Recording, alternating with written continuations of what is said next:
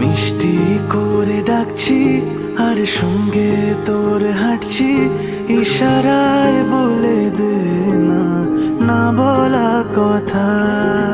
ফুরিয়ে যাক না এদিন, খুব একা লাগে তুই একবার এসে রাখ না এই বুকে মাথা। হাজার ভিড়েও আমি ধরবো হাত তোর, প্রথম প্রহরে দুজনে দেখবো ভোর।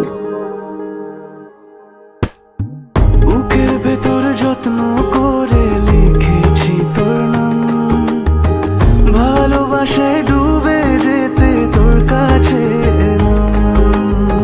বুকের ভেতরে যত্ন করে লিখেছি তোর নাম, ভালোবাসায় ডুবে যেতে তোর কাছে এলাম।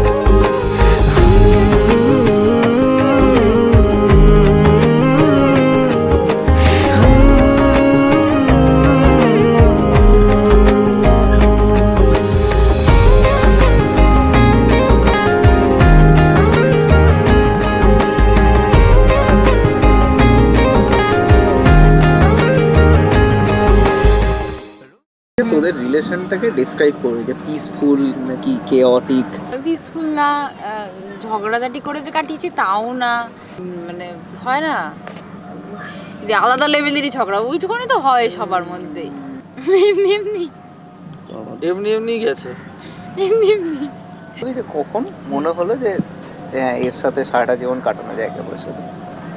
না, ওরকম কিছু মনে হয়নি। আমরা মানে গো উইথ দ্য ফ্লো ওরকম ভাবেই এগোতে এগোতে এগোতে এগোতে তো হয়ে গেছে।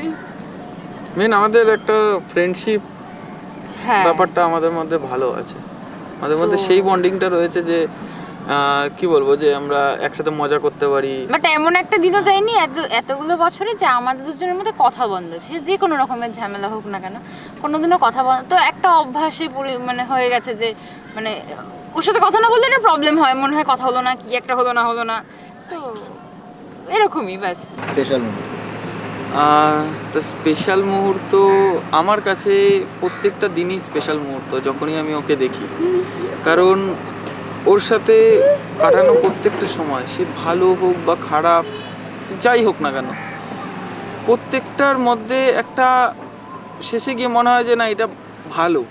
তো আমি ওরকমভাবে যদি বলতে চাই তো আমার কাছে প্রত্যেকটা দিনই স্পেশাল ওর সাথে কাটানো।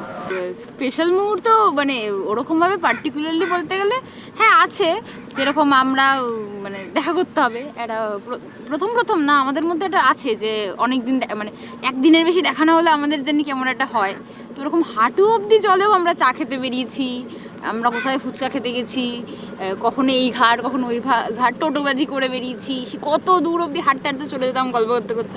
মানে আমাদের কাছে স্পেশাল বলতে ওই দুজনের সাথে যে টাইম কাটাতাম সেটাই স্পেশাল, মানে কোনো অকেশনালি কিছু না, মানে ওই একসাথে থাকাটা ওটাই আমাদের কাছে ভীষণ স্পেশাল একটা মুভমেন্ট। তো হ্যাঁ, লকডাউনের সময় ভোরবেলা দেখা করতাম। হ্যাঁ লকডাউনের সময় ভোরবেলা, তো লকডাউনের মধ্যে আমাদের বার্থডে পড়েছিল, 5টা-6টা ওরকম নাগাদ বেরোতাম, লুকি দেখা করতাম, তো গিফট কিছু পেতাম না, এমনি দেখা করতাম, কখনো কখনো বিস্কুট নিয়ে দেখা করতাম, গোলাপ ফুল পেতাম না গাছ থেকে, যে কোনো রকমের ফুল নিয়ে, ওটাই বার্থডে গিফট। এরকম আছে অনেক মুহূর্তই আছে যেগুলো ভীষণ স্পেশাল। এখন বিয়ে হতে চলেছে, তোমাদের দুজনের ফিলিংস কিরকম লাগছে এন্ড একে অপরের জন্য কোনো মেসেজ ফিউচারের জন্য?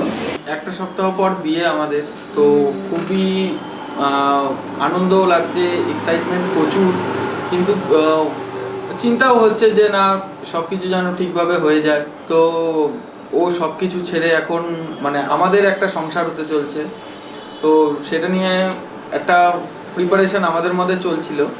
তো এখন 6টা বছর ও আমি ওর বয়ফ্রেন্ড আর ও আমার গার্লফ্রেন্ড হিসেবে ছিল, কিন্তু এখনের যে সম্পর্কটা সেটা পুরোপুরি আলাদা।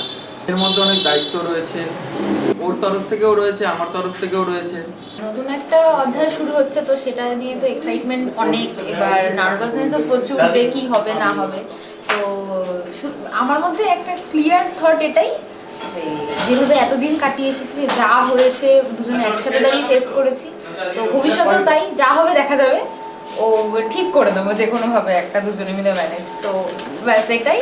আর হ্যাঁ, ভীষণ খুশি, একটা এতদিন ধরে যেটা ভেবে এসেছি যে একসাথে থাকবো, মানে আমাদের যে এতদিনের একটা রিলেশন, সেটা একটা মানে মানে পরিণতি পাবে যেটাকে বলে, তো সেটা হচ্ছে, তো তার জন্য ভীষণ খুশি।